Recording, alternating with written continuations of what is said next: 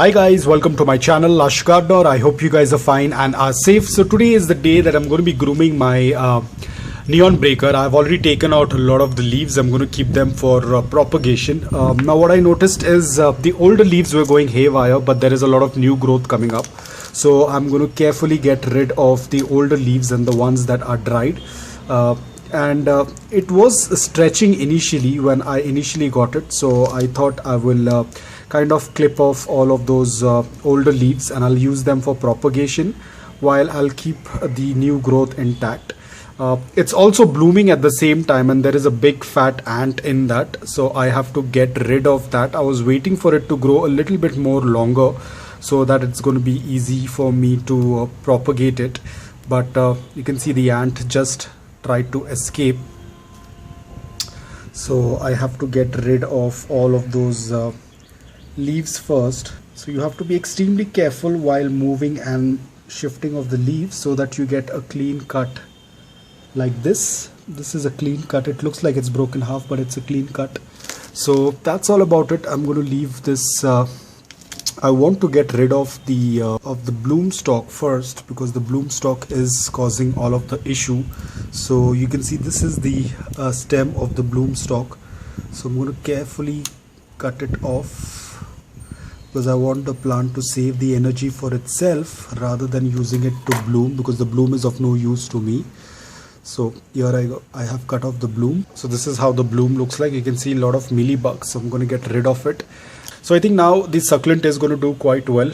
It has a lot of new growth and I think now it can focus. It has a lot of new growth and now I think it can focus on its growth rather than focusing on that bloom. So I'm going to keep it aside. A lot of small little pups around the stem area. You can see this. So hopefully they also have the energy to grow. So that's all about it. These are all the leaves that I was able to collect and hopefully I should be able to propagate them. A little bit of mealybugs here and there. I have to clean them.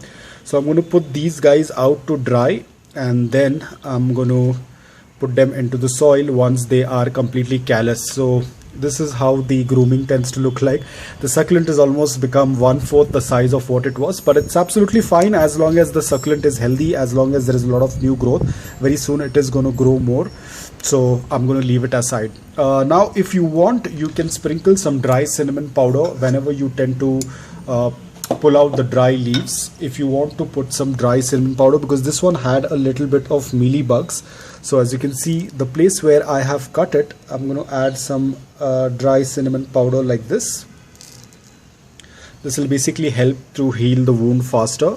And because there were some mealybugs, that's why I usually do not do this, but I can also sprinkle some cinnamon powder on the stem area as well.